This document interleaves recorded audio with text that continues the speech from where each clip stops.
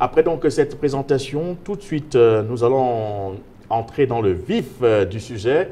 Nous allons commencer bien évidemment par cette actualité qui concerne les fonds du clan Kadhafi, gelés depuis 2011 par l'Organisation des Nations Unies, mais qui depuis quelques jours a donc disparu des comptes de la banque Euroclear, c'est du côté de la Belgique. Alors présent, Banda Kani, c'est une actualité, il est certes vrai que c'est une actualité qui a été relayée par plusieurs médias imprimés comme électroniques. Alors, quelle était votre réaction lorsque vous avez suivi cette autre actualité qui défraie la chronique? En attendant que je réunisse tous les éléments concernant cette actualité, vous savez que nous sommes très sérieux et nous aimons faire des choses en ayant tous les éléments. Je suis encore en train d'enquêter profondément sur le sujet. Mais ce qu'on peut dire dans un premier temps, c'est que ce n'est pas nouveau. Hein. Ce n'est pas nouveau.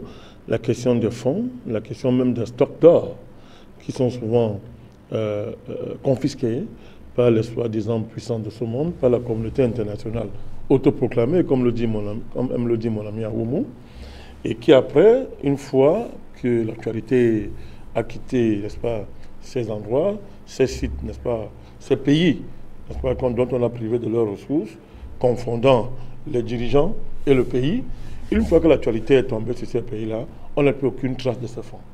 Où est passé le gens de Mobutu? Les gens de Mobutu. Ses épouses ont même écrit, j'ai les lettres où elles ont écrit à des députés européens, par exemple, pour les aider à récupérer leur argent, moyennant même des commissions. Cet argent a disparu. Ce sont des centaines de milliards, mon cher monsieur, des centaines de milliards. Alors, les qui sont partagés cet argent, évidemment, ce sont ces réseaux-là. On sait où l'argent est parti, on sait qu'il a pris, mais après ça disparaît, vous n'avez plus de traces. Vous prenez l'argent, vous prenez les stocks d'or, par exemple, même. À la chute de Mobutu, jusqu'à aujourd'hui, la RDC n'a pas la trace des stocks d'or qui ont été confisqués, volés par les Américains à la chute de Mobutu, par exemple. Donc, ce n'est pas un phénomène nouveau.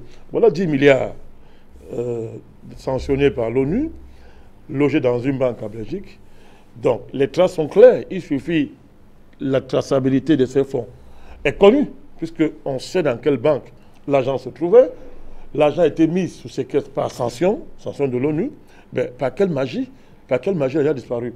Il aurait donc fallu que l'ONU dise émette, n'est-ce pas, une résolution pour lever la sanction, mon cher Dieu, que la sanction soit levée pour que cet argent soit, entre guillemets, disponible. C'est-à-dire qu'on puisse toucher. Mais entre-temps, il n'y a pas eu de levée des sanctions de la part des Nations Unies. Mais où est passé ces milliards? Sur les 10 milliards, où est passé? C'est passé où? Non, les gens, ils se sont partagés l'argent comme ils font d'habitude. Vous avez à l'intérieur les banquiers déjà eux-mêmes, avec leurs protecteurs politiques, des réseaux bien connus. Ils se partagent simplement l'argent. Donc c'est une tradition. C'est une vieille tradition qui consiste à chaque fois. Même le cas de Kadhafi, c'est même pas seulement le stock d'or de la Libye est où? Le stock d'or de la Libye de Kadhafi, c'est où? Qui a pris l'or? Mais on sait qui a pris l'or. Qui avait intérêt à fondre directement sur la banque centrale libyenne? Mais suivez mon regard. Mais les Rothschild, tous ces gens, ce sont les mêmes gens qui en Syrie sont allés voir Bachar, lui ont dit écoute, privatise ta banque centrale. Si tu ne le fais pas, on va te détruire. Sarkozy le lui a dit. Les vidéos existent. Mais Sarkozy agissait au nom de qui? Des Rothschild, avec leur projet de concentration bancaire mondiale. Alors, les mêmes gens sont allés en Libye. On sait très bien que l'une des raisons de la chute de Kadhafi, c'était le projet qu'il avait au niveau comment dire ça, de reconnecter l'argent du monde, les circuits financiers, sur les stocks d'or. Et il était très en avance avec Dominique Strauss-Kahn à l'époque, directeur général du FMI, pour désormais remettre les talons or au centre du système financier international. Or, on savait que c'était très grave pour les intérêts américains, qui sont très contents que le dollar soit la monnaie de référence. Alors, qui était derrière ce projet? Quand on dit que le dollar doit être la monnaie de référence, à qui ça profite? Je dis les Rothschild, encore je le dis, les super banquiers de la planète. Or, quand on fonce sur Kadhafi pour détruire la Libye, première chose qui se passe, c'est qu'on va dévaliser la banque centrale. Mais qui l'a fait? Qui pouvait avoir sur la Banque centrale dans un pays qui était déjà sous embargo, qui était en pleine guerre, qui était la capitale était aux mains de ceux que nous connaissons, ces stocks d'or ont disparu, mon cher Dieu. Donc, ce n'est pas nouveau. Là, le premier responsable, c'est l'ONU. L'ONU, et quand on dit ONU, on dit secrétaire général, et les pays, n'est-ce pas, qui ont dirigeanté, n'est-ce pas, la sanction. Que l'ONU nous dise où sont passés les 5 milliards d'euros.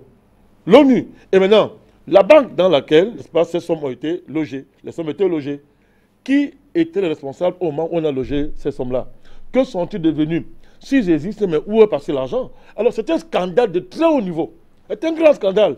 Les pays qui donnent les leçons aux pays africains, hein, ces gens-là, l'ONU, où on parle de bonne gouvernance, au niveau vraiment, l'argent est mal géré. Il y a les détournements de fonds. Ces pays sont très mal gouvernés. Les dirigeants ne sont pas à la hauteur.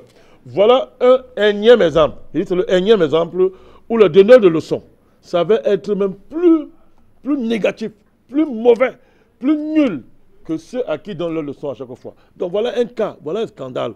Où est passé l'argent de la Libye? Maintenant, le fameux soi-disant gouvernement libyen, là, ces gens-là qui sont là-haut, ces fameux gens qu'on nous présente comme autant les autorités libyennes, qui a levé le petit doigt? Que disait-il? Que disait-il?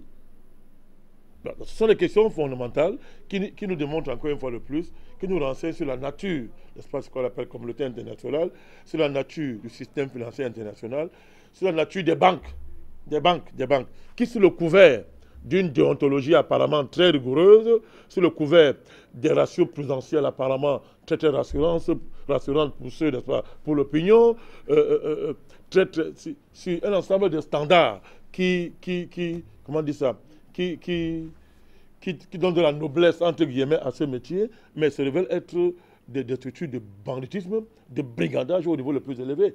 Donc, nous, les Africains, nous demandons, n'est-ce pas, les Libyens aussi avec nous, que nous voulons savoir où sont passés les 5 milliards d'euros, n'est-ce pas, qui étaient dans ce compte-là. Il y avait 10 milliards, maintenant 5 millions ont disparu. C'est passé où? C'est très facile à retrouver, hein, c'est très facile à retrouver la trace, de savoir où est passé l'argent. Donc on va commencer par l'ONU, et après la banque en question, ses divers responsables, ils sont passés où? Où est passé l'argent? Merci, Président Banakali. Alors,